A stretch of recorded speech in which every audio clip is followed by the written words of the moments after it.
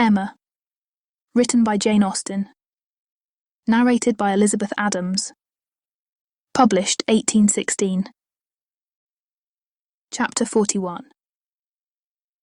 In this state of schemes and hopes and connivance, June opened upon Hartfield. To Highbury in general it brought no material change. The Eltons were still talking of a visit from the Sucklings, and of the use to be made of their barouche landau, and Jane Fairfax was still at her grandmother's. And as the return of the Campbells from Ireland was again delayed, and August instead of midsummer fixed for it, she was likely to remain there full 2 months longer, provided at least she were able to defeat Mrs. Elton's activity in her service, and save herself from being hurried into a delightful situation against her will. Mr. Knightley, who, for some reason best known to himself, had certainly taken an early dislike to Frank Churchill, was only growing to dislike him more. He began to suspect him of some double dealing in his pursuit of Emma. That Emma was his object appeared indisputable. Everything declared it: his own attentions, his father's hints, his mother-in-law's guarded silence. It was all in unison. Words, conduct, discretion, and indiscretion told the same story. But while so many were devoting him to Emma, and Emma herself making him over to Harriet, Mr. Knightley began to suspect him of some inclination to trifle with Jane Fairfax. He could not understand it, but there were symptoms of intelligence between them, he thought so at least. Symptoms of admiration on his side, which, having once observed, he could not persuade himself to think entirely void of meaning, however he might wish to escape any of Emma's errors of imagination. She was not present when the suspicion first arose. He was dining with the Randalls family, and Jane, at the Eltons', and he had seen a look, more than a single look, at Miss Fairfax, which, from the admirer of Miss Woodhouse, seemed somewhat out of place. When he was again in their company, he could not help remembering what he had seen, nor could he avoid observations which, unless it were like Cowper and his fire at twilight, myself creating what I saw, brought him yet stronger suspicion of there being a something of private liking, of private understanding even, between Frank Churchill and Jane. He had walked up one day after dinner, as he very often did, to spend his evening at Hartfield. Emma and Harriet were going to walk. He joined them, and on returning they fell in with a larger party, who, like themselves, judged it wisest to take their exercise early, as the weather threatened rain. Mr. and Mrs. Weston and their son, Miss Bates, and her niece, who had accidentally met. They all united, and on reaching Hartfield gates, Emma, who knew it was exactly the sort of visiting that would be welcome to her father, pressed them all to go in and drink tea with him. The Randalls party agreed to it immediately, and after a pretty long speech from Miss Bates, which few persons listened to, she also found it possible to accept dear Miss Woodhouse's most obliging invitation. As they were turning into the grounds, Mr. Perry passed by on horseback. The gentleman spoke of his horse. "By the by," said Frank Churchill to Mrs. Weston presently, "what became of Mr. Perry's plan of setting up his carriage?" Mrs. Weston looked surprised and said, "I did not know that he ever had any such plan." "Nay, I had it from you. You wrote me word of it 3 months ago." "Me? Impossible!" "Indeed you did. I remember it perfectly. You mentioned it as what was certainly to be very soon. Mrs. Perry had told somebody, and was extremely happy about it. It was owing to her persuasion, as she thought his being out in bad weather did him a great deal of harm. You must remember it now." "Upon my word, I never heard of it till this moment." "Never, really never, bless me, how could it be? Then I must have dreamt it, but I was completely persuaded. Miss Smith, you walk as if you were tired. You will not be sorry to find yourself at home." "What is this? What is this?" cried Mr. Weston. "About Perry and a carriage. Is Perry going to set up his carriage, Frank? I am glad he can afford it. You had it from himself, had you?" "No, sir," replied his son, laughing. "I seem to have had it from nobody. Very odd. I really was persuaded of Mrs. Weston's having mentioned it in one of her letters to Enscombe many weeks ago with all these particulars. But as she declares she never heard a syllable of it before, of course it must have been a dream. I am a great dreamer. I dream of everybody at Highbury when I am away. And when I have gone through my particular friends, then I begin dreaming of Mr. and Mrs. Perry. It is odd, though, observed his father, that you should have had such a regular connected dream about people whom it was not very likely you should be thinking of at Enscombe. Perry's setting up his carriage, and his wife's persuading him to it out of care for his health. Just what will happen, I have no doubt, some time or other, only a little premature. What an air of probability sometimes runs through a dream, and at others, what a heap of absurdities it is. Well, Frank, your dream certainly shows that Highbury is in your thoughts when you are absent. Emma, you are a great dreamer, I think. Emma was out of hearing. She had hurried on before her guest to prepare her father for their appearance and was beyond the reach of Mr. Weston's hint. "Why, to own the truth," cried Miss Bates, who had been trying in vain to be heard the last 2 minutes. "If I must speak on this subject, there is no denying that Mr. Frank Churchill might have— I do not mean to say that he did not dream it. I am sure I have sometimes the oddest dreams in the world. But if I am questioned about it, I must acknowledge that there was such an idea last spring. For Mrs. Perry herself mentioned it to my mother, and the Coles knew of it as well as ourselves. But it was quite a secret, known to nobody else, and only thought of about 3 days. Mrs. Perry was very anxious that he should have a carriage, and came to my mother in great spirits one morning because she thought she had prevailed. Jane, don't you remember Grandmamma's telling us of it when we got home? I forget where we had been walking to. Very likely to Randalls. Yes, I think it was to Randalls. Mrs. Perry was always particularly fond of my mother, indeed I do not know who is not, and she had mentioned it to her in confidence. She had no objection to her telling us, of course, but it was not to go beyond, and, from that day to this, I never mentioned it to a soul that I know of. At the same time, I will not positively answer for my having never dropped a hint, because I know I do sometimes pop out a thing before I am aware. I'm a talker, you know. I am rather a talker. And now and then I have let a thing escape me which I should not. I am not like Jane, I wish I were. I will answer for it, she never betrayed the least thing in the world. Where is she? Oh, just behind. Perfectly remember Mrs. Perry's coming. Extraordinary dream, indeed. They were entering the hall. Mr. Knightley's eyes had preceded Miss Bates's in a glance at Jane. From Frank Churchill's face, where he thought he saw confusion suppressed or laughed away, he had involuntarily turned to hers, but she was indeed behind and too busy with her shawl. Mr. Weston had walked in. The 2 other gentlemen waited at the door to let her pass. Mr. Knightley suspected in Frank Churchill the determination of catching her eye. He seemed watching her intently, in vain, however, if it were so. Jane passed between them into the hall, and looked at neither. There was no time for farther remark or explanation.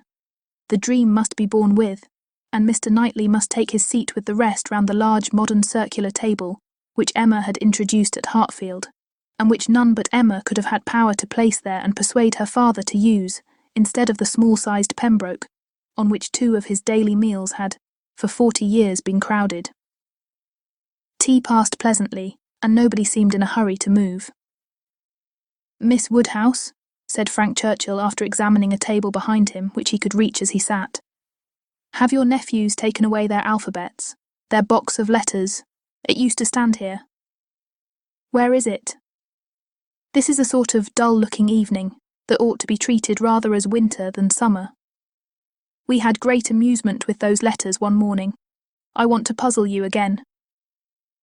Emma was pleased with the thought, and producing the box, the table was quickly scattered over with alphabets, which no one seemed so much disposed to employ as their 2 selves. They were rapidly forming words for each other, or for anybody else who would be puzzled. The quietness of the game made it particularly eligible for Mr. Woodhouse, who had often been distressed by the more animated sort, which Mr. Weston had occasionally introduced, and who now sat happily occupied in lamenting with tender melancholy over the departure of the poor little boys, or in fondly pointing out, as he took up any stray letter near him, How beautifully Emma had written it. Frank Churchill placed a word before Miss Fairfax. She gave a slight glance round the table and applied herself to it. Frank was next to Emma, Jane opposite to them, and Mr. Knightley so placed as to see them all. And it was his object to see as much as he could, with as little apparent observation. The word was discovered, and with a faint smile pushed away. If meant to be immediately mixed with the others, and buried from sight, she should have looked on the table instead of looking just across, for it was not mixed. And Harriet, eager after every fresh word, and finding out none, directly took it up, and fell to work. She was sitting by Mr. Knightley, and turned to him for help. The word was blunder, and as Harriet exultingly proclaimed it, there was a blush on Jane's cheek which gave it a meaning not otherwise ostensible. Mr. Knightley connected it with the dream, but how it could all be was beyond his comprehension. How the delicacy, the discretion of his favourite could have been so lain asleep. He feared there must be some decided involvement. Disingenuousness and double-dealing seemed to meet him at every turn. These letters were but the vehicle for gallantry and trick. It was a child's play, chosen to conceal a deeper game on Frank Churchill's part. With great indignation did he continue to observe him, with great alarm and distrust, to observe also his two blinded companions. He saw a short word prepared for Emma, and given to her with a look sly and demure.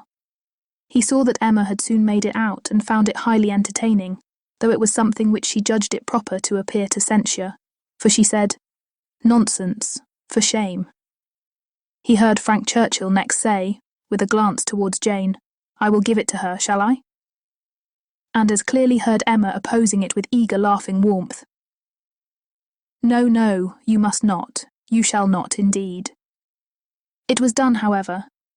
This gallant young man, who seemed to love without feeling, and to recommend himself without complacence, directly handed over the word to Miss Fairfax, and with a particular degree of sedate civility entreated her to study it. Mr. Knightley's excessive curiosity to know what this word might be made him seize every possible moment for darting his eye towards it, and it was not long before he saw it to be Dixon. Jane Fairfax's perception seemed to accompany his. Her comprehension was certainly more equal to the covert meaning, the superior intelligence, of those 5 letters so arranged. She was evidently displeased, looked up, and seeing herself watched, blushed more deeply than he had ever perceived her, and saying only, "I did not know that proper names were allowed," pushed away the letters with even an angry spirit, and looked resolved to be engaged by no other word that could be offered. Her face was averted from those who had made the attack, and turned towards her aunt. "Ay, very true, my dear," cried the latter, though Jane had not spoken a word. "I was just going to say the same thing. It is time for us to be going indeed. The evening is closing in, and grandmamma will be looking for us. My dear sir, you are too obliging. We really must wish you good night." Jane's alertness in moving proved her as ready as her aunt had preconceived. She was immediately up and wanting to quit the table, but so many were also moving that she could not get away, and Mr. Knightley thought he saw another collection of letters anxiously pushed towards her and resolutely swept away by her unexamined. She was afterwards looking for her shawl. Frank Churchill was looking also. It was growing dusk, and the room was in confusion. And how they parted, Mr. Knightley could not tell. He remained at Hartfield after all the rest, his thoughts full of what he had seen, so full that when the candles came to assist his observations, he must, yes, he certainly must, as a friend, an anxious friend, give Emma some hint, ask her some question. He could not see her in a situation of such danger without trying to preserve her. It was his duty. "Pray, Emma," said he, "may I ask in what lay the great amusement, the poignant sting of the last word given to you and Miss Fairfax? I saw the word, and am curious to know how it could be so very entertaining to the one, and so very distressing to the other." Emma was extremely confused. She could not endure to give him the true explanation, for though her suspicions were by no means removed, she was really ashamed of having ever imparted them. "Oh," she cried in evident embarrassment, "it all meant nothing. A mere joke among ourselves." "The joke," he replied gravely, "seemed confined to you and Mr. Churchill. He had hoped she would speak again, but she did not. She would rather busy herself about anything than speak. He sat a little while in doubt. A variety of evils crossed his mind. Interference. Fruitless interference. Emma's confusion and the acknowledged intimacy seemed to declare her affection engaged. Yet he would speak. He owed it to her to risk anything that might be involved in an unwelcome interference rather than her welfare, to encounter anything rather than the remembrance of neglect in such a cause. "My dear Emma," said he at last with earnest kindness, "do you think you perfectly understand the degree of acquaintance between the gentleman and lady we have been speaking of? Between Mr. Frank Churchill and Miss Fairfax? Oh yes, perfectly. Why do you make a doubt of it? Have you never at any time had reason to think that he admired her, or that she admired him?" "Never, never," she cried with a most open eagerness. "Never, for the 20th part of a moment, did such an idea occur to me. And how could it possibly come into your head?" "I have lately imagined that I saw symptoms of attachment between them, certain expressive looks, which I did not believe meant to be public." "Oh, you amuse me excessively. I am delighted to find that you can vouchsafe to let your imagination wander. But it will not do. Very sorry to check you in your first essay, but indeed it will not do. There is no admiration between them, I do assure you, and the appearances which have caught you have arisen from some peculiar circumstances, feelings rather of a totally different nature. It is impossible exactly to explain.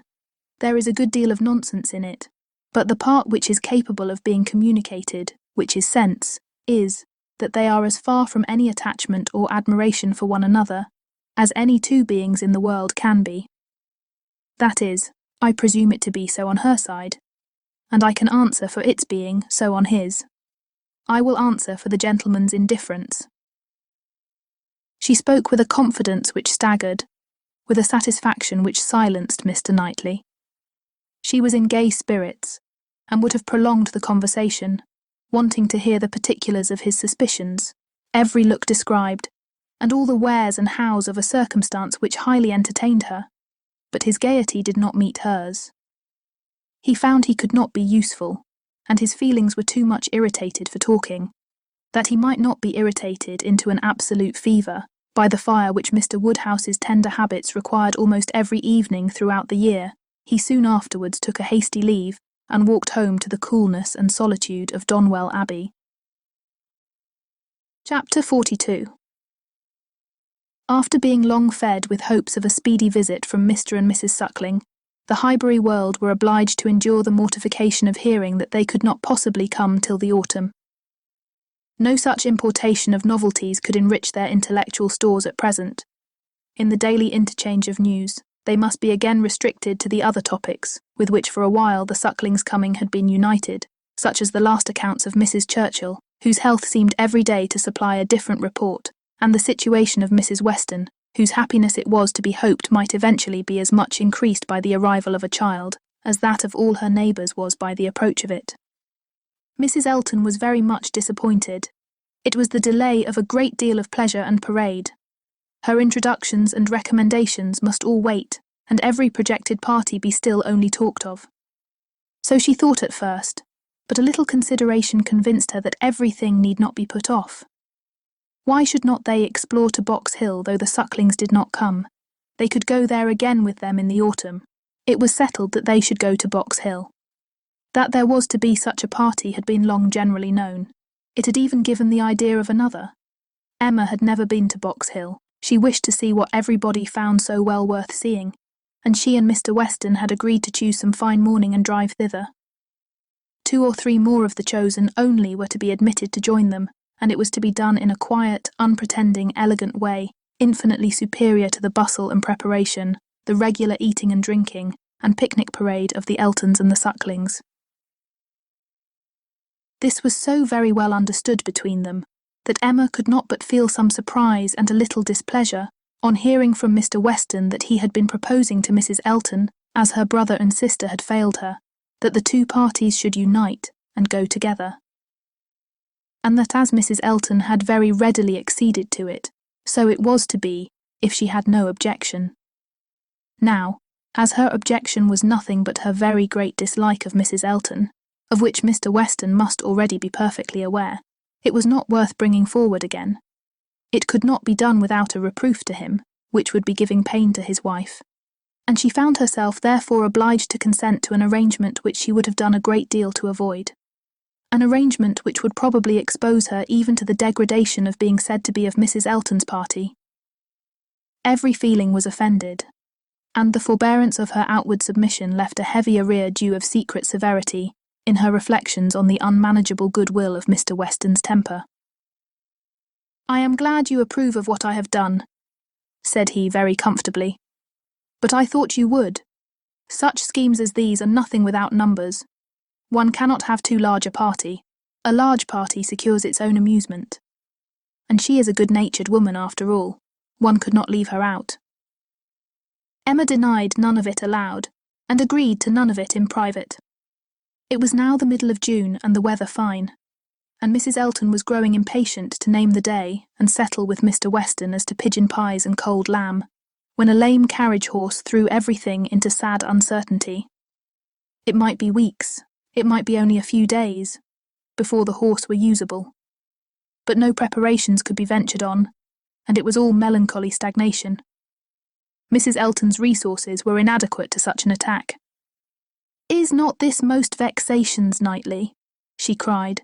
"And such weather for exploring. These delays and disappointments are quite odious. What are we to do? The year will wear away at this rate, and nothing done. Before this time last year, I assure you, we had had a delightful exploring party from Maple Grove to King's Weston." "You had better explore to Donwell," replied Mr. Knightley. "That may be done without horses. Come and eat my strawberries. They are ripening fast." If Mr. Knightley did not begin seriously, he was obliged to proceed so, for his proposal was caught at with delight, and the "Oh, I should like it of all things" was not plainer in words than manner. Donwell was famous for its strawberry beds, which seemed a plea for the invitation. But no plea was necessary. Cabbage beds would have been enough to tempt the lady, who only wanted to be going somewhere. She promised him again and again to come, much oftener than he doubted, and was extremely gratified by such a proof of intimacy, such a distinguishing compliment as she chose to consider it. "You may depend upon me," said she. "I certainly will come. Name your day, and I will come. You will allow me to bring Jane Fairfax?" "I cannot name a day," said he, "till I have spoken to some others whom I would wish to meet you." "Oh, leave all that to me. Only give me a carte blanche. I am Lady Patroness, you know. It is my party. I will bring friends with me." "I hope you will bring Elton," said he, "but I will not trouble you to give any other invitations." "Oh, now you are looking very sly. But consider, you need not be afraid of delegating power to me. I am no young lady on her preferment. Married women, you know, may be safely authorised. It is my party. Leave it all to me. I will invite your guests." "No," he calmly replied. "There is but one married woman in the world whom I can ever allow to invite what guest she pleases to Donwell, and that one is—" "Mrs. Weston, I suppose," interrupted Mrs. Elton, rather mortified. "No, Mrs. Knightley. Until she is in being, I will manage such matters myself." "Ah, you are an odd creature," she cried, satisfied to have no one preferred to herself. "You are a humourist, and may say what you like, quite a humourist. Well, I shall bring Jane with me, Jane and her aunt. The rest I leave to you. I have no objections at all to meeting the Hartfield family. Don't scruple, I know you are attached to them." "You certainly will meet them if I can prevail, and I shall call on Miss Bates in my way home." "That's quite unnecessary. I see Jane every day. But as you like. It is to be a morning scheme, you know, Knightley. Quite a simple thing. I shall wear a large bonnet and bring one of my little baskets hanging on my arm. Here, probably this basket with pink ribbon. Nothing can be more simple, you see. And Jane will have such another. There is to be no form or parade. A sort of gypsy party. We are to walk about your gardens, and gather the strawberries ourselves and sit under trees. And whatever else you may like to provide, it is to be all out of doors, a table spread in the shade, you know. Everything as natural and simple as possible. Is not that your idea? Not quite. My idea of the simple and the natural will be to have the table spread in the dining room. The nature and the simplicity of gentlemen and ladies, with their servants and furniture, I think is best observed by meals within doors. When you are tired of eating strawberries in the garden, there shall be cold meat in the house. Well, as you please, only don't have a great set out, and by the by, can I or my housekeeper be of any use to you with our opinion? Pray be sincere, Knightley. If you wish me to talk to Mrs. Hodges, or to inspect anything, I have not the least wish for it, I thank you. Well, but if any difficulties should arise, my housekeeper is extremely clever. I will answer for it that mine thinks herself full as clever, and would spurn anybody's assistance. I wish we had a donkey. The thing would be for us all to come on donkeys, Jane, Miss Bates and me, and my caro sposo walking by. I really must talk to him about purchasing a donkey. In a country life I conceive it to be a sort of necessary. For let a woman have ever so many resources, it is not possible for her to be always shut up at home, and very long walks, you know. In summer there is dust, and in winter there is dirt. You will not find either between Donwell and Highbury. Donwell Lane is never dusty, and now it is perfectly dry. Come on a donkey, however, if you prefer it. You can borrow Mrs. Cole's.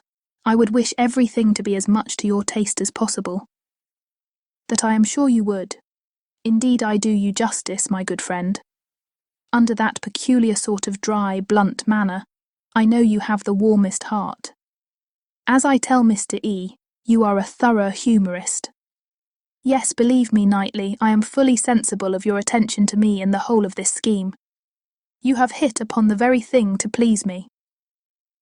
Mr. Knightley had another reason for avoiding a table in the shade. He wished to persuade Mr. Woodhouse, as well as Emma, to join the party, and he knew that to have any of them sitting down out of doors to eat would inevitably make him ill. Mr. Woodhouse must not, under the specious pretence of a morning drive, and an hour or two spent at Donwell, be tempted away to his misery. He was invited on good faith. No lurking horrors were to upbraid him for his easy credulity. He did consent. He had not been at Donwell for 2 years. Some very fine morning, he and Emma and Harriet could go very well, and he could sit still with Mrs. Weston while the dear girls walked about the gardens. He did not suppose they could be damp now, in the middle of the day. He should like to see the old house again exceedingly, and should be very happy to meet Mr. and Mrs. Elton and any other of his neighbours. He could not see any objection at all to his and Emma's and Harriet's going there some very fine morning. He thought it very well done of Mr. Knightley to invite them. Very kind and sensible, much cleverer than dining out. He was not fond of dining out. Mr. Knightley was fortunate in everybody's most ready concurrence. The invitation was everywhere so well received that it seemed as if, like Mrs. Elton, they were all taking the scheme as a particular compliment to themselves. Emma and Harriet professed very high expectations of pleasure from it, and Mr. Weston, unasked, promised to get Frank over to join them, if possible, a proof of approbation and gratitude which could have been dispensed with. Mr. Knightley was then obliged to say that he should be glad to see him, and Mr. Weston engaged to lose no time in writing and spare no arguments to induce him to come. In the meanwhile, the lame horse recovered so fast that the party to Box Hill was again under happy consideration, and at last Donwell was settled for 1 day and Box Hill for the next, the weather appearing exactly right. Under a bright midday sun at almost midsummer, Mr. Woodhouse was safely conveyed in his carriage, with one window down, to partake of this alfresco party, and in one of the most comfortable rooms in the Abbey, especially prepared for him by a fire all the morning. He was happily placed, quite at his ease, ready to talk with pleasure of what had been achieved, and advise everybody to come and sit down, and not to heat themselves. Mrs. Weston, who seemed to have walked there on purpose to be tired and sit all the time with him, remained when all the others were invited or persuaded out, his patient listener and sympathiser. It was so long since Emma had been at the Abbey that as soon as she was satisfied of her father's comfort, she was glad to leave him and look around her, eager to refresh and correct her memory with more particular observation, more exact understanding of a house and grounds which must ever be so interesting to her and all her family. She felt all the honest pride and complacency which her alliance with the present and future proprietor could fairly warrant, as she viewed the respectable size and style of the building, its suitable, becoming, characteristic situation, low and sheltered, its ample gardens stretching down to meadows washed by a stream, of which the abbey, with all the old neglect of prospect, had scarcely a sight, and its abundance of timber in rows and avenues, which neither fashion nor extravagance had rooted up. The house was larger than Hartfield, and totally unlike it, covering a good deal of ground, rambling and irregular, with many comfortable and one or two handsome rooms. It was just what it ought to be, and it looked what it was, and Emma felt an increasing respect for it, as the residence of a family of such true gentility, untainted in blood and understanding. Some faults of temper John Knightley had, but Isabella had connected herself unexceptionably. She had given them neither men nor names nor places that could raise a blush. These were pleasant feelings, and she walked about and indulged them till it was necessary to do as the others did, and collect round the strawberry beds. The whole party were assembled, excepting Frank Churchill, who was expected every moment from Richmond, and Mrs. Elton, in all her apparatus of happiness, her large bonnet and her basket, was very ready to lead the way in gathering, accepting, or talking. Strawberries, and only strawberries, could now be thought or spoken of. The best fruit in England, everybody's favourite, always wholesome.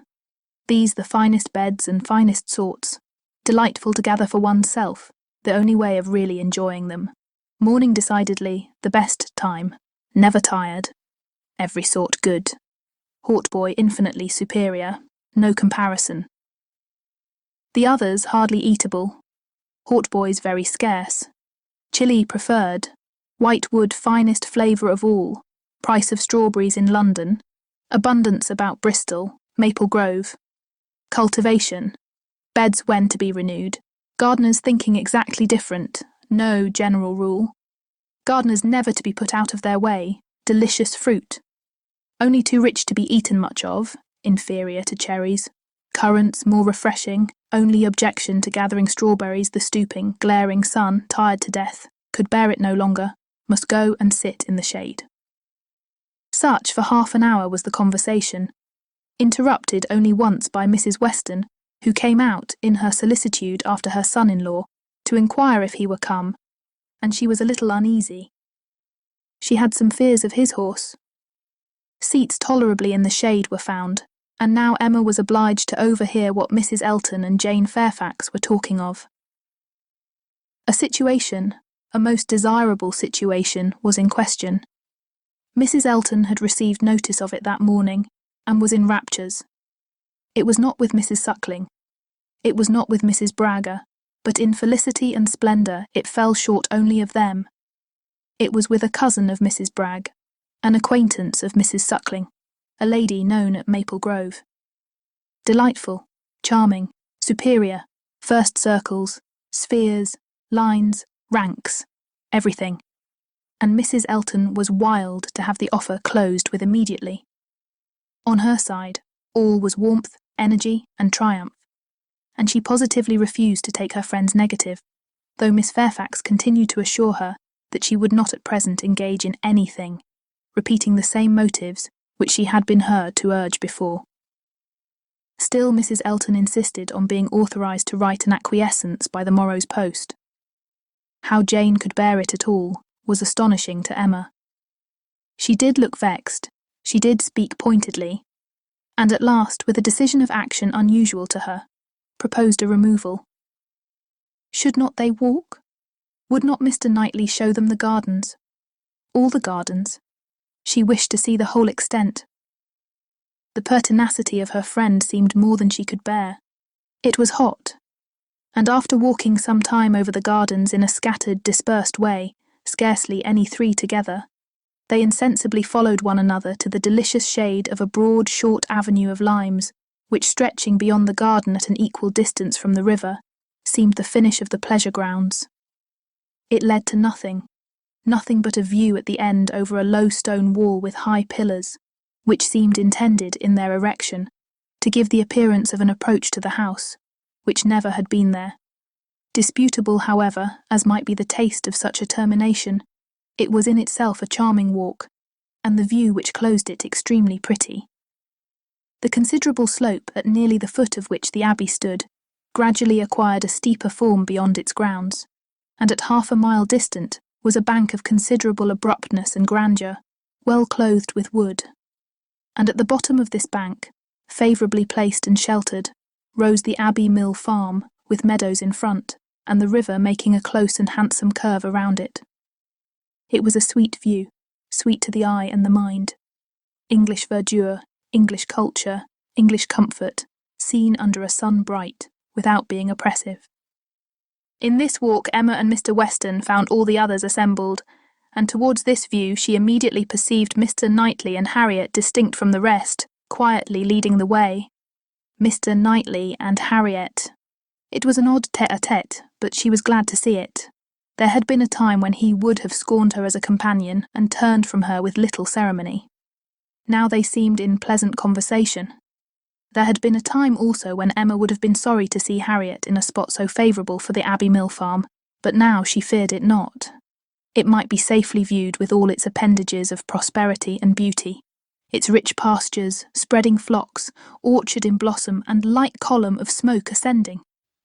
She joined them at the wall and found them more engaged in talking than in looking around. He was giving Harriet information as to modes of agriculture, etc., and Emma received a smile, which seemed to say, "These are my own concerns. I have a right to talk on such subjects without being suspected of introducing Robert Martin." She did not suspect him. It was too old a story. Robert Martin had probably ceased to think of Harriet. They took a few turns together along the walk. The shade was most refreshing, and Emma found it the pleasantest part of the day. The next remove was to the house. They must all go in and eat. And they were all seated and busy. And still Frank Churchill did not come. Mrs. Weston looked and looked in vain. His father would not own himself uneasy, and laughed at her fears. But she could not be cured of wishing that he would part with his black mare. He had expressed himself as to coming, with more than common certainty. His aunt was so much better, that he had not a doubt of getting over to them. Mrs. Churchill's state, however, as many were ready to remind her, was liable to such sudden variation as might disappoint her nephew in the most reasonable dependence. And Mrs. Weston was at last persuaded to believe or to say that it must be by some attack of Mrs. Churchill that he was prevented coming. Emma looked at Harriet while the point was under consideration. She behaved very well, and betrayed no emotion. The cold repast was over, and the party were to go out once more to see what had not yet been seen, the old Abbey fish ponds. Perhaps get as far as the clover which was to be begun cutting on the morrow, or at any rate have the pleasure of being hot and growing cool again. Mr. Woodhouse, who had already taken his little round in the highest part of the gardens, where no damps from the river were imagined even by him, stirred no more. And his daughter resolved to remain with him that Mrs. Weston might be persuaded away by her husband, to the exercise and variety which her spirits seemed to need. Mr. Knightley had done all in his power for Mr. Woodhouse's entertainment.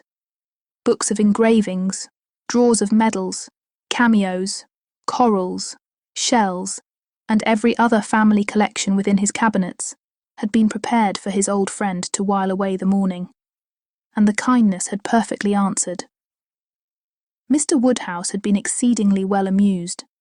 Mrs. Weston had been showing them all to him, and now he would show them all to Emma.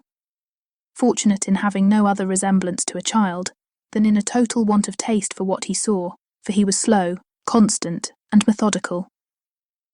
Before this second looking over was begun, however, Emma walked into the hall for the sake of a few moments' free observation of the entrance and ground plot of the house, and was hardly there when Jane Fairfax appeared, coming quickly in from the garden and with a look of escape. Little expecting to meet Miss Woodhouse so soon, there was a start at first, but Miss Woodhouse was the very person she was in quest of. "Will you be so kind," said she, "when I am missed, as to say that I am gone home? I am going this moment.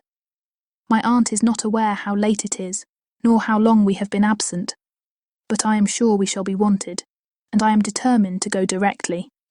I have said nothing about it to anybody. It would only be giving trouble and distress.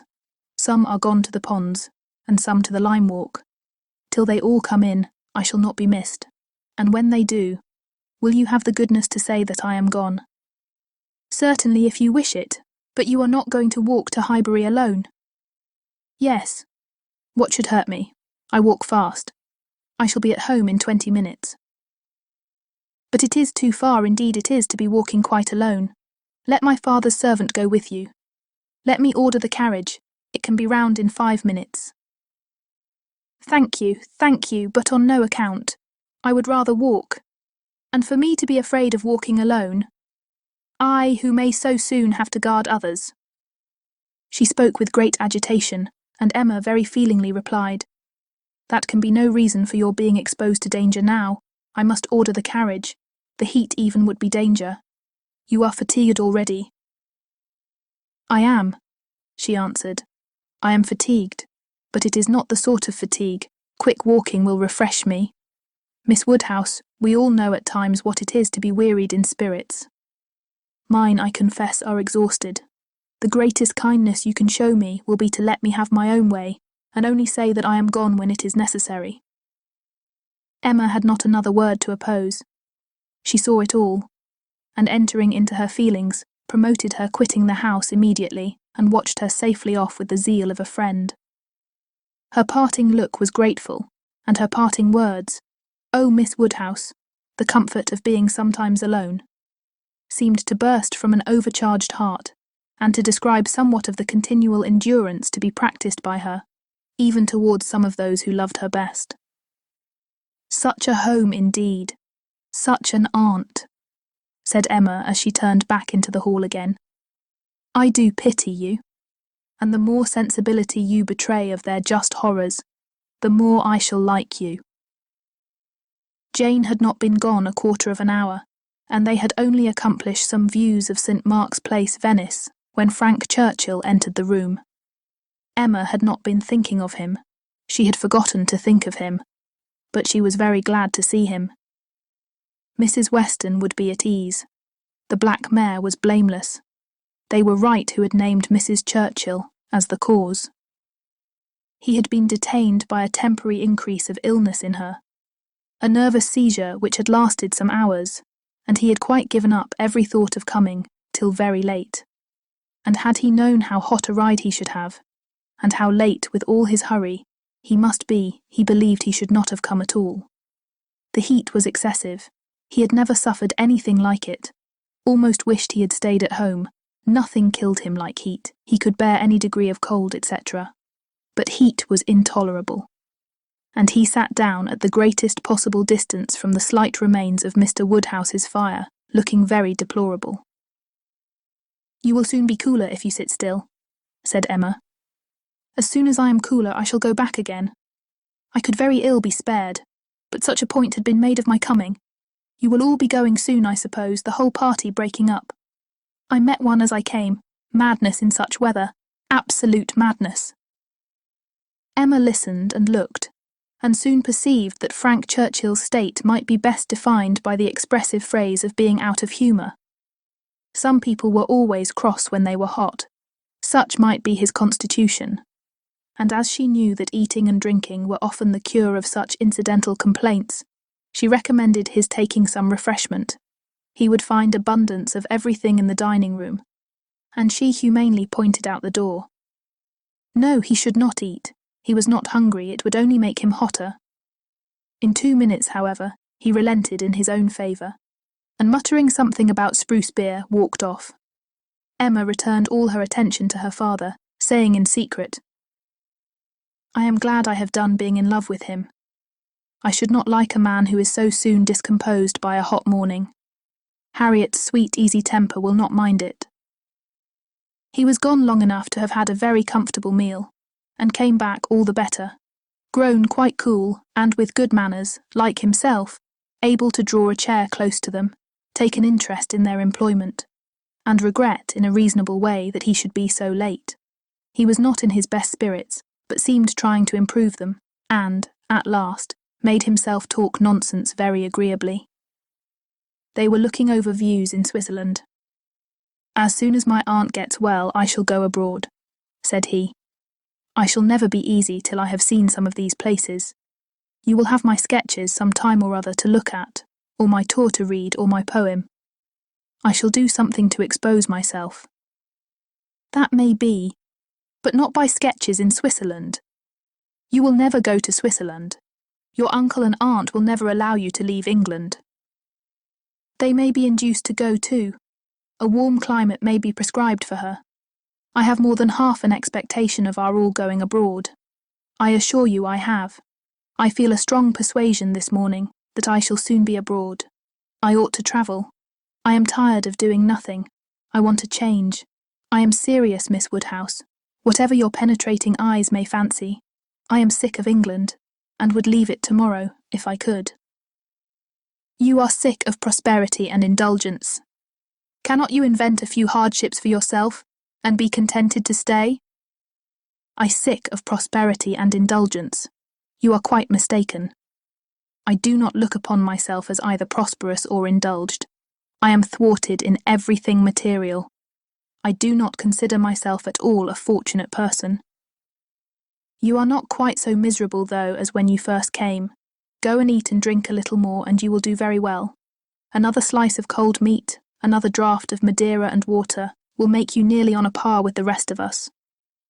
"No, I shall not stir. I shall sit by you. You are my best cure." "We are going to Box Hill tomorrow. You will join us.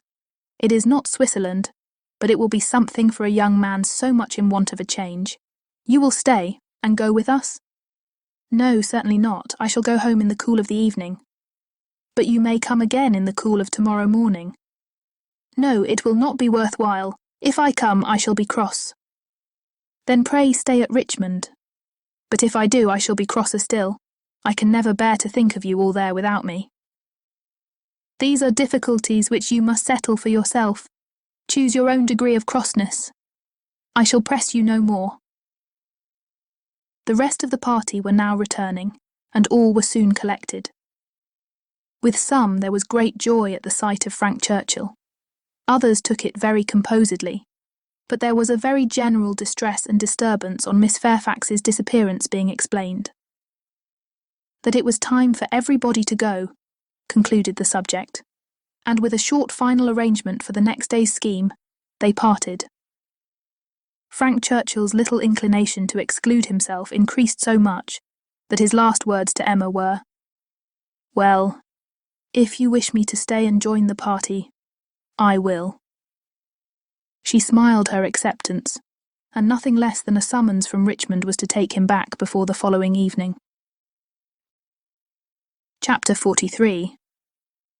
They had a very fine day for Box Hill, and all the other outward circumstances of arrangement, accommodation, and punctuality were in favour of a pleasant party. Mr. Weston directed the whole, officiating safely between Hartfield and the vicarage, and everybody was in good time. Emma and Harriet went together, Miss Bates and her niece, with the Eltons, the gentleman on horseback. Mrs. Weston remained with Mr. Woodhouse. Nothing was wanting but to be happy when they got there. 7 miles were travelled in expectation of enjoyment, and everybody had a burst of admiration on first arriving. But in the general amount of the day there was deficiency. There was a languor, a want of spirits, a want of union, which could not be got over. They separated too much into parties. The Eltons walked together. Mr. Knightley took charge of Miss Bates and Jane, and Emma and Harriet belonged to Frank Churchill, and Mr. Weston tried in vain to make them harmonise better. It seemed at first an accidental division, but it never materially varied. Mr. and Mrs. Elton indeed showed no unwillingness to mix and be as agreeable as they could, but during the 2 whole hours that were spent on the hill, there seemed a principle of separation between the other parties, too strong for any fine prospects, or any cold collation, or any cheerful Mr. Weston to remove. At first it was downright dullness to Emma. She had never seen Frank Churchill so silent and stupid. He said nothing worth hearing, looked without seeing, admired without intelligence, listened without knowing what she said. While he was so dull, it was no wonder that Harriet should be dull likewise, and they were both insufferable. When they all sat down, it was better, to her taste a great deal better, for Frank Churchill grew talkative and gay, making her his first object. Every distinguishing attention that could be paid was paid to her. To amuse her and be agreeable in her eyes seemed all that he cared for, and Emma, glad to be enlivened, not sorry to be flattered, was gay and easy too, and gave him all the friendly encouragement, the admission to be gallant, which she had ever given in the first and most animating period of their acquaintance, but which now, in her own estimation, meant nothing, though in the judgment of most people looking on it must have had such an appearance as no English word, but flirtation could very well describe. Mr. Frank Churchill and Miss Woodhouse flirted together excessively. They were laying themselves open to that very phrase, and to having it sent off in a letter to Maple Grove by one lady, to Ireland by another. Not that Emma was gay and thoughtless from any real felicity, it was rather because she felt less happy than she had expected. She laughed because she was disappointed, and though she liked him for his attentions and thought them all, whether in friendship, admiration, or playfulness, extremely judicious, they were not winning back her heart. She still intended him for her friend. "How much I am obliged to you," said he, "for telling me to come today. If it had not been for you, I should certainly have lost all the happiness of this party. I had quite determined to go away again. Yes, you were very cross, and I do not know what about except that you were too late for the best strawberries. I was a kinder friend than you deserved, but you were humble. You begged hard to be commanded to come. Don't say I was cross, I was fatigued, the heat overcame me. It is hotter today. Not to my feelings. I am perfectly comfortable today. You are comfortable because you are under command.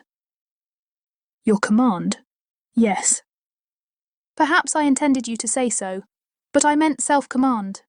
You had, somehow or other, broken bounds yesterday and run away from your own management. But today you are got back again, and as I cannot be always with you, it is best to believe your temper under your own command rather than mine. It comes to the same thing. I can have no self-command without a motive. You order me, whether you speak or not, and you can be always with me. You are always with me. Dating from 3 o'clock yesterday. My perpetual influence could not begin earlier, or you would not have been so much out of humour before. 3 o'clock yesterday, that is your date. I thought I had seen you first in February. Your gallantry is really unanswerable, but lowering her voice. Nobody speaks except ourselves, and it is rather too much to be talking nonsense for the entertainment of 7 silent people.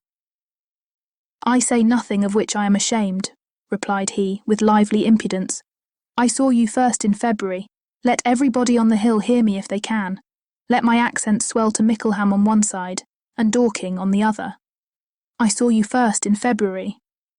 And then whispering, Our companions are excessively stupid. What shall we do to rouse them? Any nonsense will serve.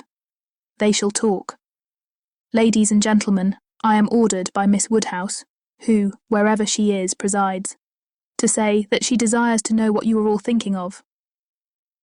Some laughed, and answered good-humouredly. Miss Bates said a great deal. Mrs. Elton swelled at the idea of Miss Woodhouse's presiding. Mr. Knightley's answer was the most distinct. Is Miss Woodhouse sure that she would like to hear what we are all thinking of? Oh, no, no, cried Emma, laughing as carelessly as she could. Upon no account in the world. It is the very last thing I would stand the brunt of just now. Let me hear anything rather than what you are all thinking of. I will not say quite all. There are 1 or 2, perhaps, glancing at Mr. Weston and Harriet, whose thoughts I might not be afraid of knowing. It is a sort of thing, cried Mrs. Elton emphatically, which I should not have thought myself privileged to inquire into, though perhaps as the chaperon of the party, I never was in any circle, exploring parties, young ladies, married women. Her mutterings were chiefly to her husband, and he murmured in reply, Very true, my love, Very true, exactly so, indeed. Quite unheard of. But some ladies say anything. Better pass it off as a joke. Everybody knows what is due to you. It will not do, whispered Frank to Emma. They are most of them affronted. I will attack them with more address. Ladies and gentlemen, I am ordered by Miss Woodhouse to say that she waives her right of knowing exactly what you may all be thinking of, and only requires something very entertaining from each of you, in a general way. Here are 7 of you, besides myself, who, she is pleased to say, am very entertaining already. And she only demands from each of you either one thing very clever, be it prose or verse, original or repeated, or 2 things moderately clever, or 3 things very dull indeed, and she engages to laugh heartily at them all. Oh, very well, exclaimed Miss Bates. Then I need not be uneasy. 3 things very dull indeed. That will just do for me, you know. I shall be sure to say 3 dull things as soon as ever I open my mouth, shan't I? Looking round with the most good-humoured dependence on everybody's assent. Do not you all think I shall? Emma could not resist. Ah, ma'am, but there may be a difficulty. Pardon me, but you will be limited as to number, only 3 at once. Miss Bates, deceived by the mock ceremony of her manner, did not immediately catch her meaning. But, when it burst on her, it could not anger, though a slight blush showed that it could pain her. Ah, well, to be sure. Yes, I see what she means. Turning to Mr. Knightley. And I will try to hold my tongue. I must make myself very disagreeable, or she would not have said such a thing to an old friend. I like your plan, cried Mr. Weston. Agreed, agreed, I will do my best. I am making a conundrum. How will a conundrum reckon? Low, I am afraid, sir, very low, answered his son. But we shall be indulgent, especially to anyone who leads the way. No, no, said Emma, it will not reckon low. A conundrum of Mr. Weston's shall clear him and his next neighbour. Come, sir, pray let me hear it. I doubt its being very clever myself, said Mr. Weston. It is too much a matter of fact, but here it is. What 2 letters of the alphabet are there, that express perfection? What 2 letters? Express perfection? I am sure I do not know. Ah, you will never guess. You, to Emma, I am certain will never guess. I will tell you. M and A. Ma. Do you understand? Understanding and gratification came together. It might be a very indifferent piece of wit, but Emma found a great deal to laugh at and enjoy in it, and so did Frank and Harriet. It did not seem to touch the rest of the party equally. Some looked very stupid about it, and Mr. Knightley gravely said, This explains the sort of clever thing that is wanted, and Mr. Weston has done very well for himself, but he must have knocked up everybody else. Perfection should not have come quite so soon. Oh, for myself, I protest I must be excused, said Mrs. Elton. I really cannot attempt. I am not at all fond of the sort of thing. I had an acrostic once sent to me upon my own name, which I was not at all pleased with. I knew who it came from. An abominable puppy. You know who I mean, nodding to her husband. These kind of things are very well at Christmas, when one is sitting round the fire, but quite out of place, in my opinion, when one is exploring about the country in summer. Miss Woodhouse must excuse me. I am not one of those who have witty things at everybody's service. I do not pretend to be a wit. I have a great deal of vivacity in my own way, but I really must be allowed to judge when to speak and when to hold my tongue. Pass us, if you please, Mr. Churchill. Pass Mr. E., Knightley, Jane, and myself. We have nothing clever to say. Not one of us.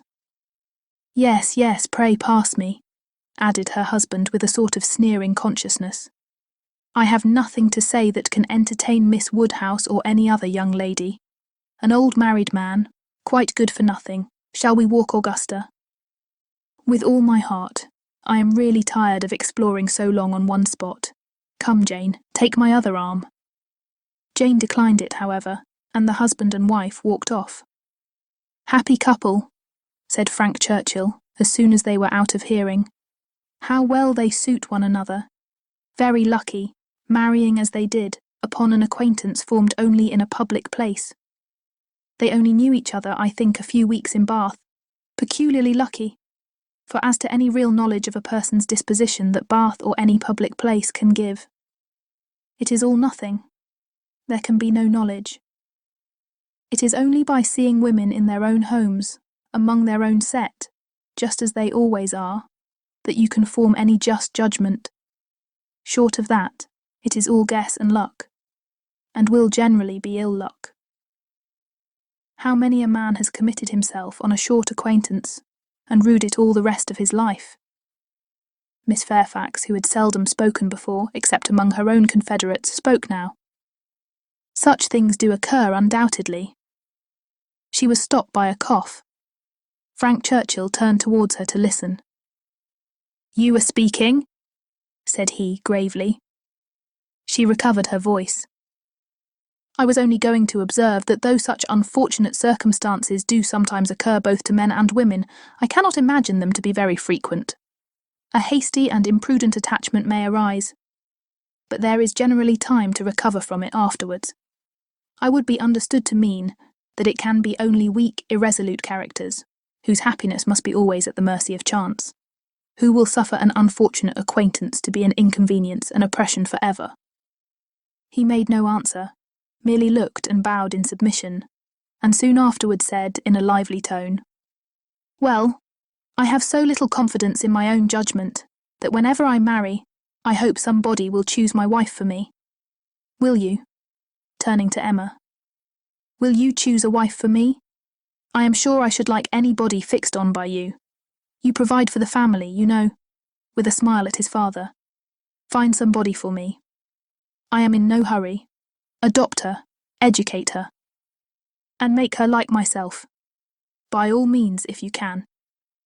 "Very well. I undertake the commission. You shall have a charming wife.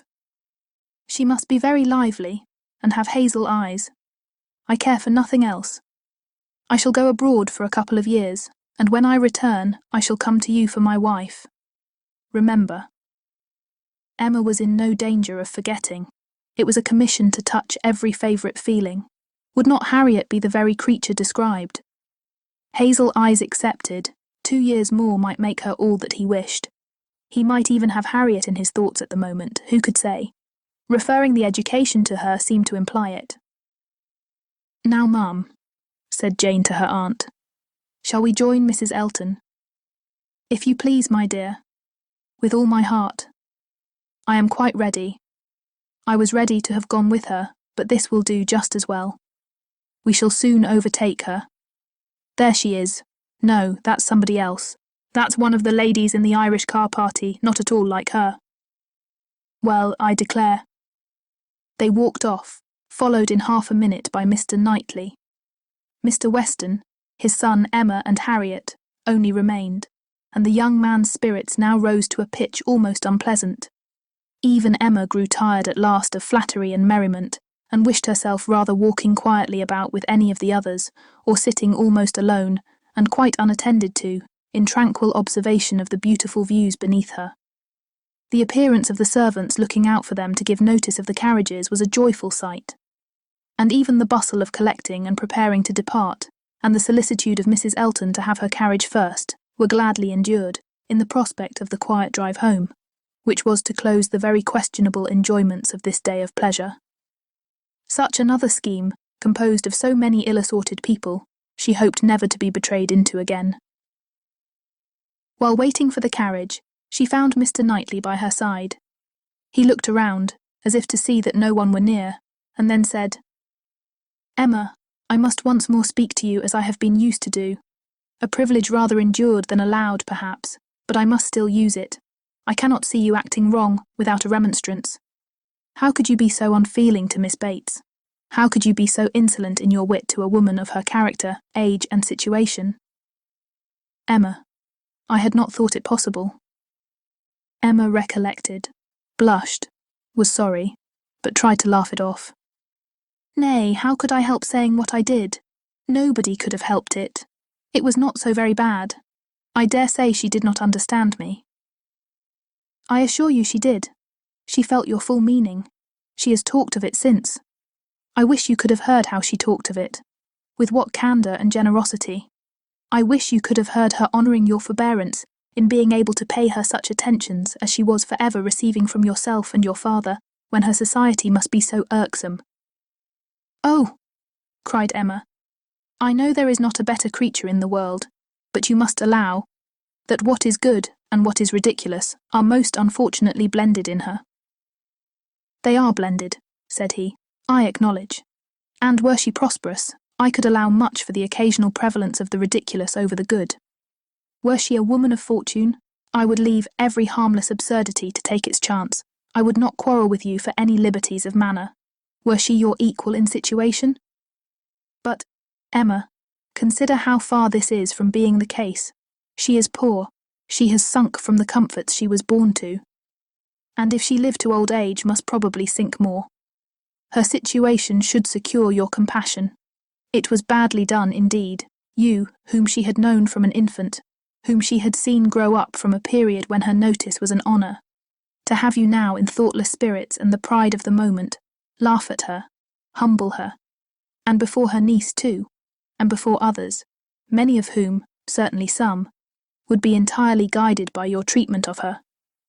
This is not pleasant to you, Emma, and it is very far from pleasant to me.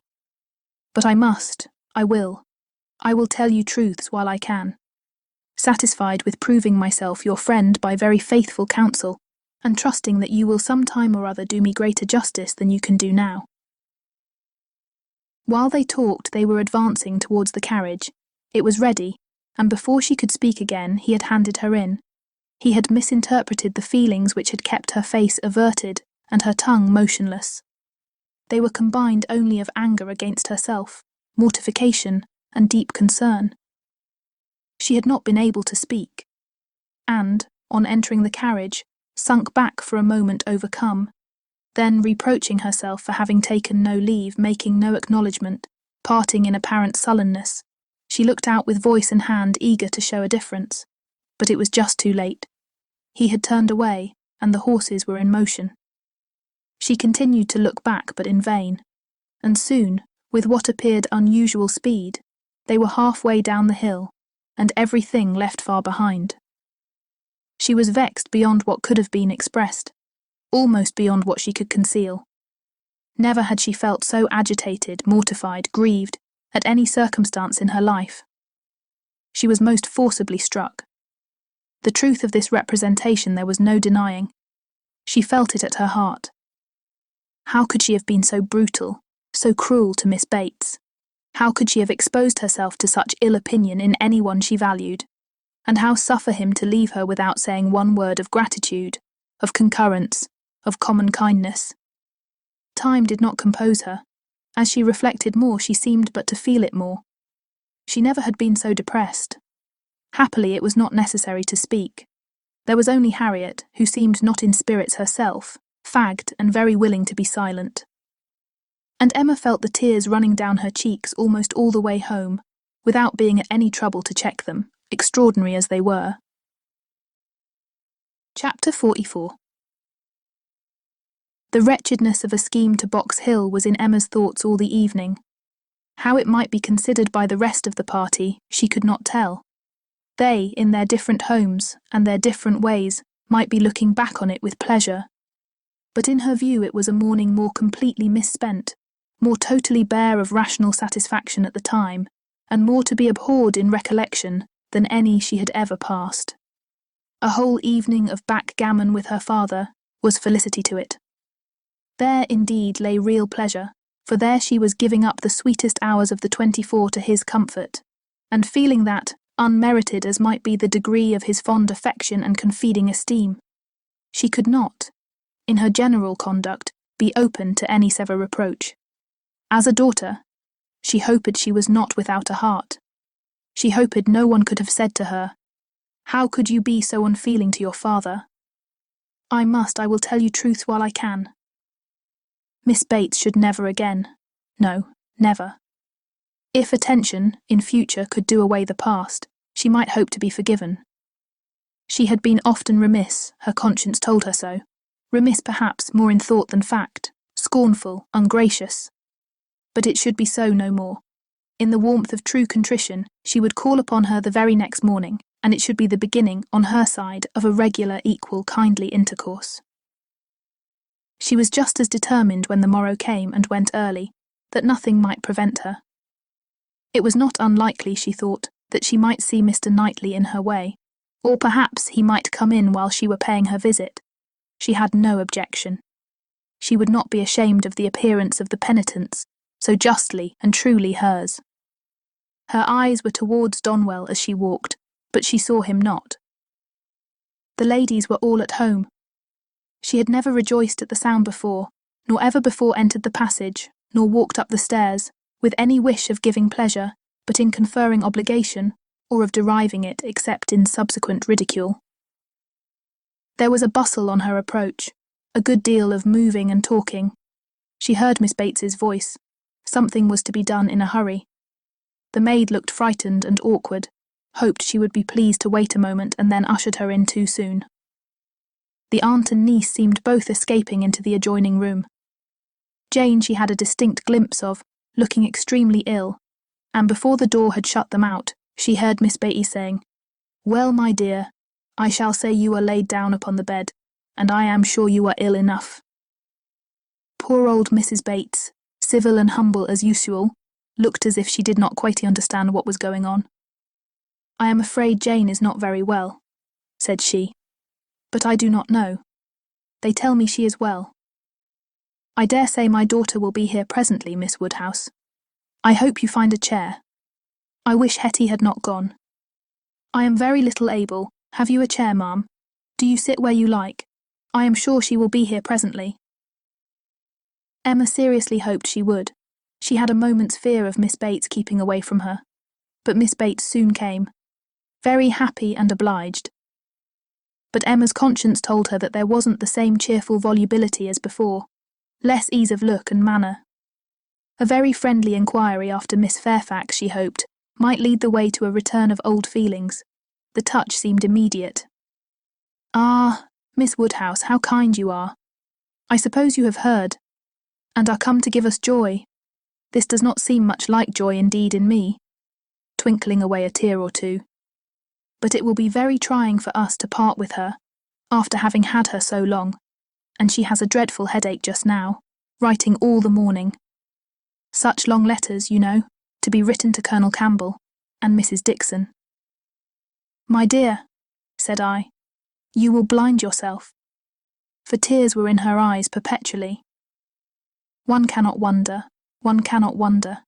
It is a great change, and though she is amazingly fortunate, such a situation, I suppose, as no young woman before ever met with on first going out. Do not think us ungrateful, Miss Woodhouse, for such surprising good fortune, again dispersing her tears.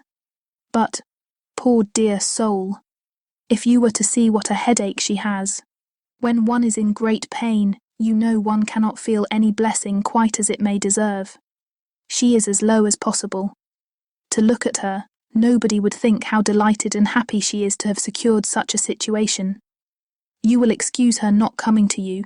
She is not able. She is gone into her own room. I want her to lie down upon the bed. My dear, said I shall say, you are laid down upon the bed. But, however, she is not. She is walking about the room. But now that she has written her letters, she says she shall soon be well. She will be extremely sorry to miss seeing you, Miss Woodhouse, but your kindness will excuse her. You were kept waiting at the door. I was quite ashamed, but somehow there was a little bustle. For it so happened that we had not heard the knock. Until you were on the stairs, we did not know anybody was coming. It is only Mrs. Cole, said I. Depend upon it. Nobody else would come so early. Well, said she, it must be born some time or other, and it may as well be now. But then Patty came in and said it was you. Oh, said I, it is Miss Woodhouse. I am sure you will like to see her. I can see nobody, said she, and up she got and would go away, and that was what made us keep you waiting, and extremely sorry and ashamed we were. If you must go, my dear, said I, you must. and I will say you are laid down upon the bed." Emma was most sincerely interested. Her heart had been long growing kinder towards Jane, and this picture of her present sufferings acted as a cure of every former ungenerous suspicion, and left her nothing but pity. And the remembrance of the less just and less gentle sensations of the past obliged her to admit that Jane might very naturally resolve on seeing Mrs. Cole or any other steady friend when she might not bear to see herself. She spoke as she felt with earnest regret and solicitude, sincerely wishing that the circumstances which she collected from Miss Bates to be now actually determined on might be as much for Miss Fairfax's advantage and comfort as possible. It must be a severe trial to them all. She had understood it was to be delayed till Colonel Campbell's return. "So very kind," replied Miss Bates, "but you are always kind."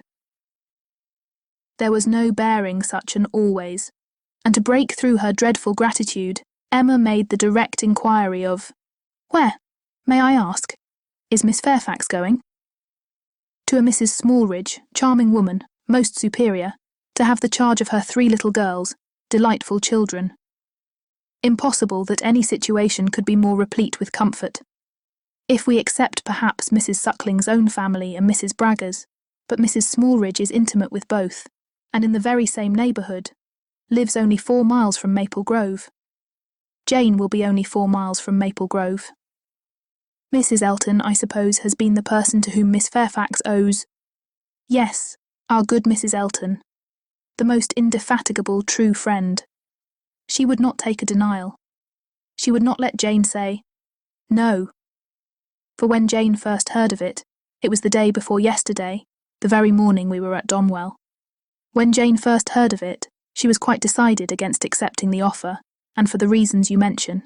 Exactly as you say, she had made up her mind to close with nothing till Colonel Campbell's return, and nothing should induce her to enter into any engagement at present. And so she told Mrs. Elton over and over again, and I am sure I had no more idea that she would change her mind. But that good Mrs. Elton, whose judgment never fails her, saw farther than I did. It is not everybody that would have stood out in such a kind way as she did, and refused to take Jane's answer, but she positively declared she would not write any such denial yesterday as Jane wished her. She would wait. And sure enough, yesterday evening it was all settled that Jane should go. Quite a surprise to me. I had not the least idea. Jane took Mrs. Elton aside and told her at once that upon thinking over the advantages of Mrs. Smallridge's situation, she had come to the resolution of accepting it. I did not know a word of it till it was all settled. "You spent the evening with Mrs. Elton?" "Yes, all of us. Mrs. Elton would have us come. It was settled so upon the hill while we were walking about with Mr. Knightley. 'You must all spend your evening with us,' said she. 'I positively must have you all come.' Mr. Knightley was there too, was he?" "No, not Mr. Knightley. He declined it from the first, and though I thought he would come because Mrs. Elton declared she would not let him off, he did not. But my mother and Jane and I were all there, and a very agreeable evening we had." Such kind friends, you know, Miss Woodhouse, one must always find agreeable, though everybody seemed rather fagged after the morning's party. Even pleasure, you know, is fatiguing, and I cannot say that any of them seemed very much to have enjoyed it. However, I shall always think it a very pleasant party, and feel extremely obliged to the kind friends who included me in it. Miss Fairfax, I suppose, though you were not aware of it, had been making up her mind the whole day. I dare say she had. Whenever the time may come, it must be unwelcome to her and all her friends, but I hope her engagement will have every alleviation that is possible. I mean, as to the character and manners of the family. Thank you, dear Miss Woodhouse. Yes, indeed, there is everything in the world that can make her happy in it. Except the Sucklings and Braggers, there is not such another nursery establishment, so liberal and elegant, in all Mrs. Elton's acquaintance. Mrs. Smallridge, a most delightful woman, a style of living almost equal to Maple Grove, and as to the children, except the little Sucklings and little Braggers, there are not such elegant sweet children anywhere. Jane will be treated with such regard and kindness. It will be nothing but pleasure, a life of pleasure, and her salary. I really cannot venture to name her salary to you, Miss Woodhouse. Even you, used as you are to great sums, would hardly believe that so much could be given to a young person like Jane." "Ah, madam," cried Emma, "if other children are at all like what I remember to have been myself, I should think 5 times the amount of what I have ever yet heard named as a salary on such occasions, dearly earned." "You are so noble in your ideas." "And when is Miss Fairfax to leave you?" very soon indeed, that's the worst of it. Within a fortnight. Mrs. Smallridge is in a great hurry. My poor mother does not know how to bear it. So then I try to put it out of her thoughts and say, "Come, ma'am, do not let us think about it any more. Her friends must all be sorry to lose her, and will not Colonel and Mrs. Campbell be sorry to find that she has engaged herself before their return?" "Yes, Jane says she is sure they will. But yet, this is such a situation as she cannot feel herself justified in declining. I was so astonished when she first told me what she had been saying to Mrs. Elton, and when Mrs. Elton at the same moment came congratulating me upon it. It was before tea, no, it could not be before tea, because we were just going to cards, and yet it was before tea, because I remember thinking, oh no, now I recollect, now I have it. Something happened before tea, but not that. Mr. Elton was called out of the room before tea. Old John Abdy's son wanted to speak with him. Poor old John. I have a great regard for him. He was clerk to my poor father 27 years. And now, poor old man, he is bedridden, and very poorly with the rheumatic gout in his joints. I must go and see him today, and so will Jane, I am sure, if she gets out at all. And poor John's son came to talk to Mr. Elton about relief from the parish.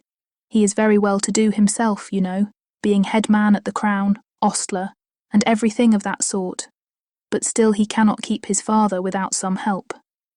And so, when Mr. Elton came back, he told us what John Ostler had been telling him, and then it came out about the chaise having been sent to Randalls to take Mr. Frank Churchill to Richmond. That was what happened before tea. It was after tea that Jane spoke to Mrs. Elton. Miss Bates would hardly give Emma time to say how perfectly new this circumstance was to her, but as without supposing it possible that she could be ignorant of any of the particulars of Mr. Frank Churchill's going, she proceeded to give them all. It was of no consequence.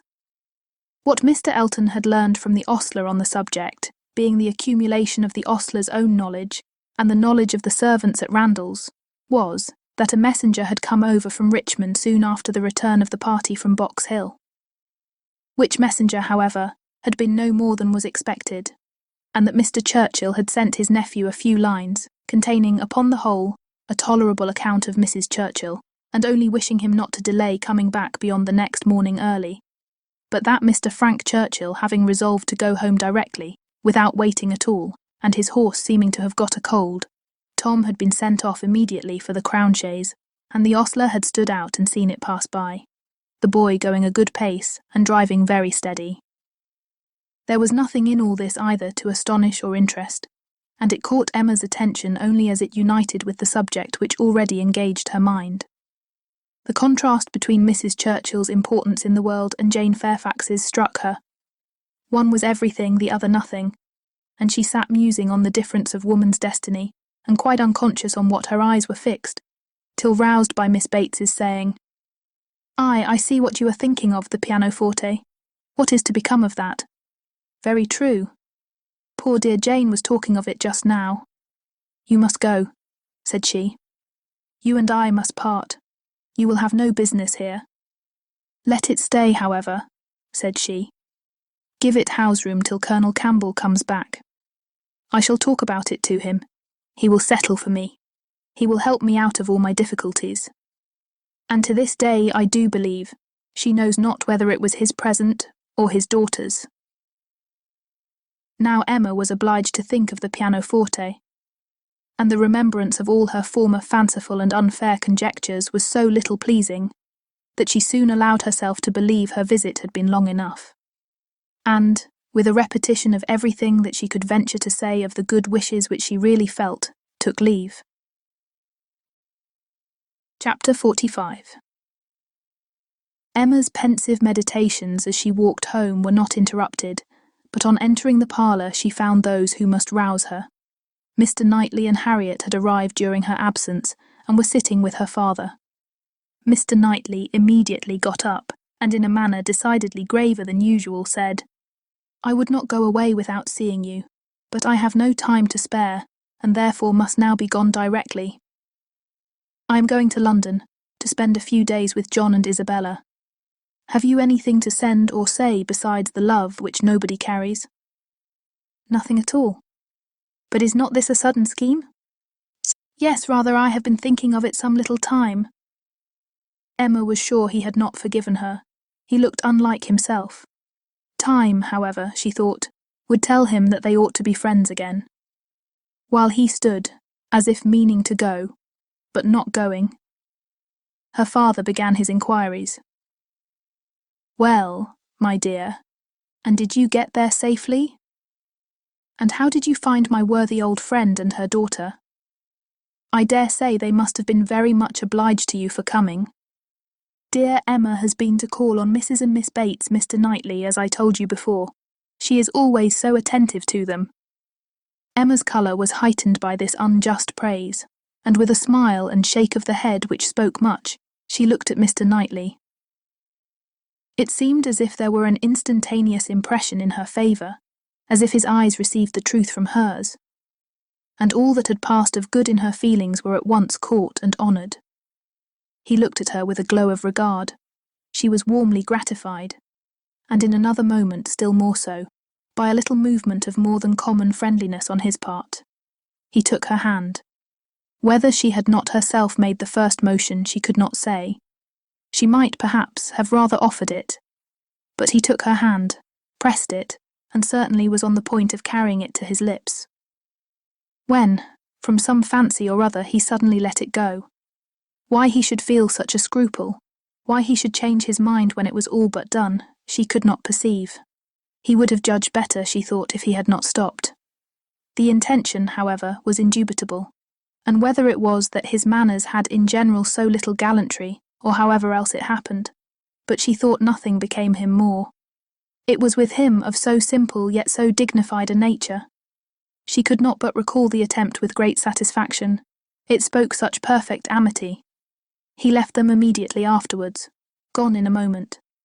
He always moved with the alertness of a mind which could neither be undecided nor dilatory, but now he seemed more sudden than usual in his disappearance. Emma could not regret her having gone to Miss Bates, but she wished she had left her 10 minutes earlier.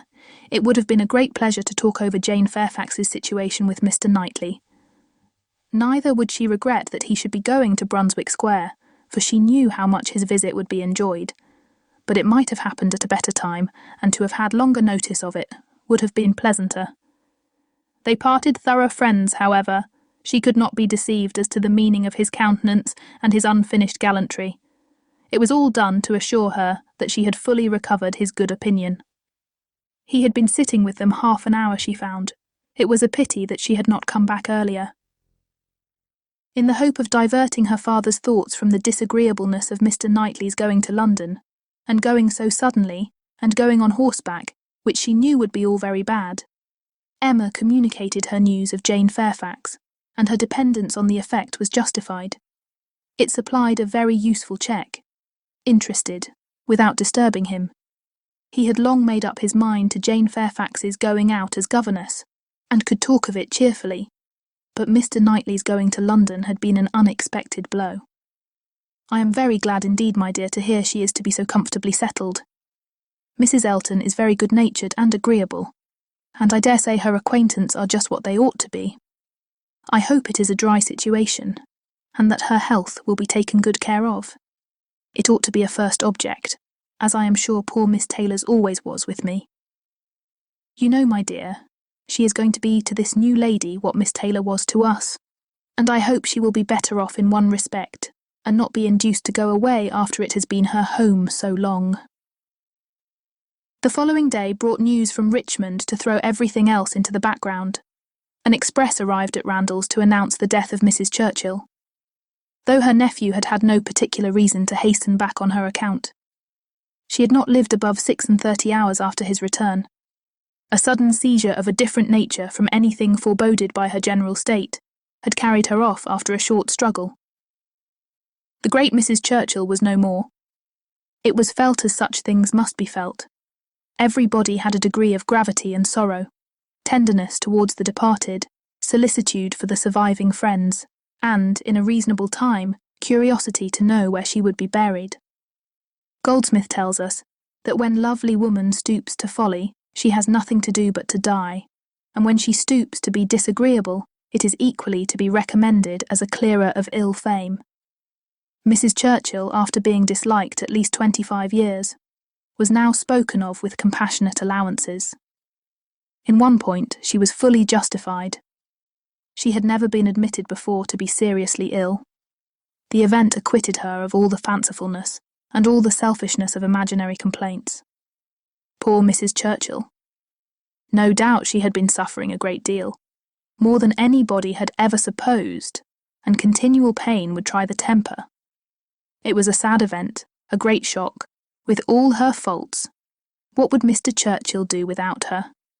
Mr. Churchill's loss would be dreadful indeed. Mr. Churchill would never get over it. Even Mr. Weston shook his head, and looked solemn, and said, "Ah, poor woman, who would have thought it?" and resolved that his mourning should be as handsome as possible, and his wife sat sighing and moralising over her broad hems with a commiseration and good sense true and steady. How it would affect Frank was among the earliest thoughts of both.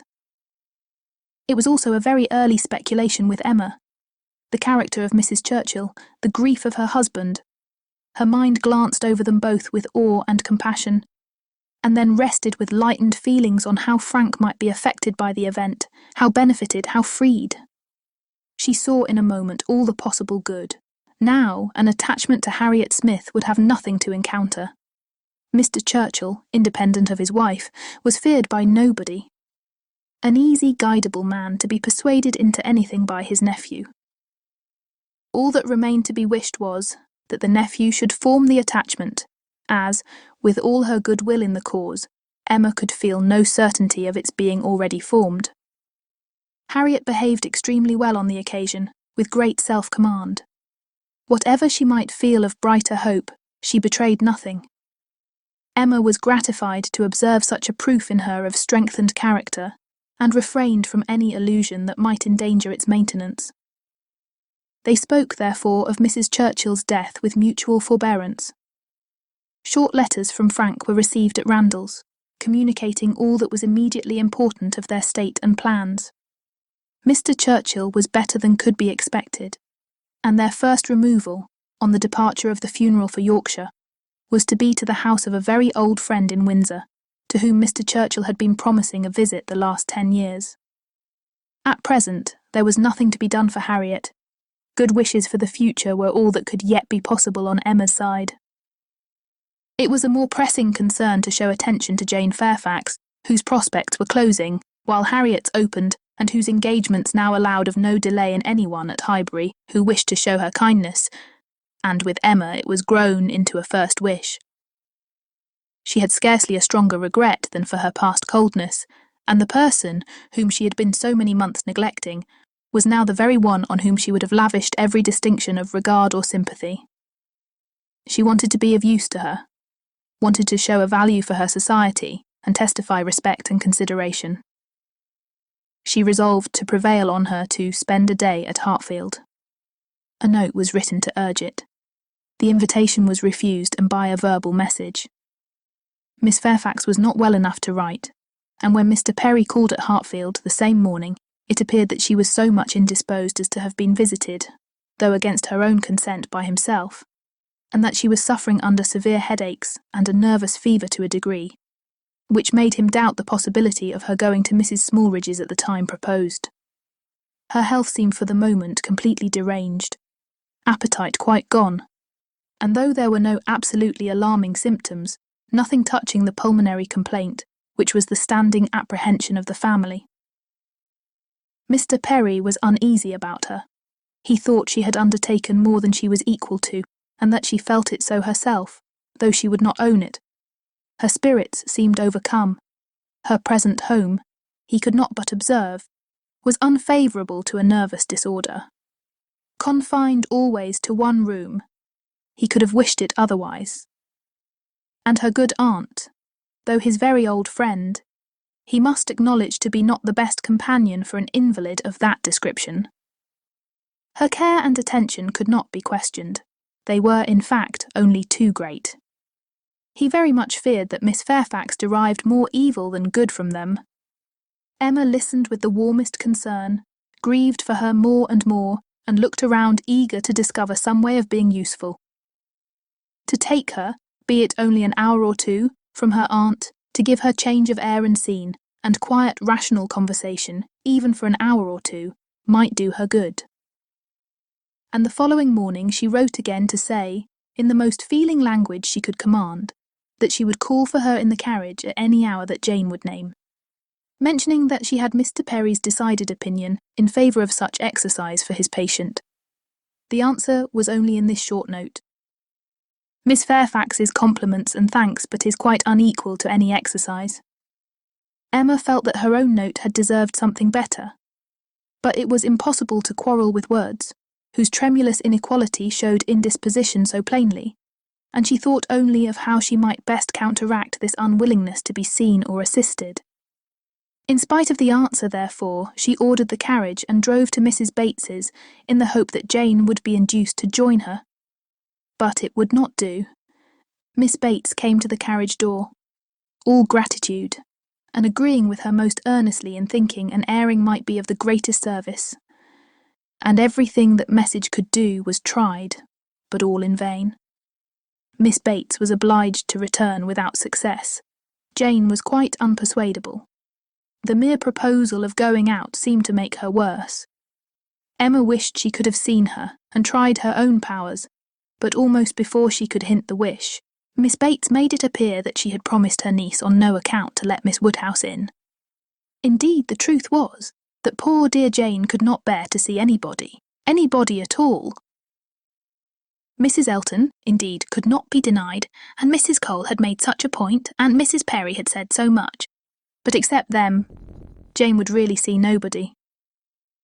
Emma did not want to be classed with the Mrs. Eltons, the Mrs. Perrys, and the Mrs. Coles, who would force themselves anywhere. Neither could she feel any right of preference herself. She submitted, therefore, and only questioned Miss Bates farther as to her niece's appetite and diet, which she longed to be able to assist. On that subject, poor Miss Bates was very unhappy and very communicative. Jane would hardly eat anything. Mr. Perry recommended nourishing food, but everything they could command, and never had anybody such good neighbours, was distasteful. Emma, on reaching home, called the housekeeper directly to an examination of her stores, and some arrowroot of very superior quality was speedily dispatched to Miss Bates with a most friendly note. In half an hour the arrowroot was returned, with 1,000 thanks from Miss Bates, but dear Jane would not be satisfied without its being sent back. It was a thing she could not take, and moreover, she insisted on her saying that she was not at all in want of anything. When Emma afterwards heard that Jane Fairfax had been seen wandering about the meadows, at some distance from Highbury, on the afternoon of the very day on which she had, under the plea of being unequal to any exercise, so peremptorily refused to go out with her in the carriage, she could have no doubt, putting everything together, that Jane was resolved to receive no kindness from her. She was sorry, very sorry. Her heart was grieved for a state which seemed but the more pitiable from this sort of irritation of spirits, inconsistency of action, and inequality of powers, and it mortified her that she was given so little credit for proper feeling, or esteemed so little worthy as a friend. But she had the consolation of knowing that her intentions were good, and of being able to say to herself, that could Mr. Knightley have been privy to all her attempts of assisting Jane Fairfax, could he even have seen into her heart, he would not on this occasion have found anything to reprove.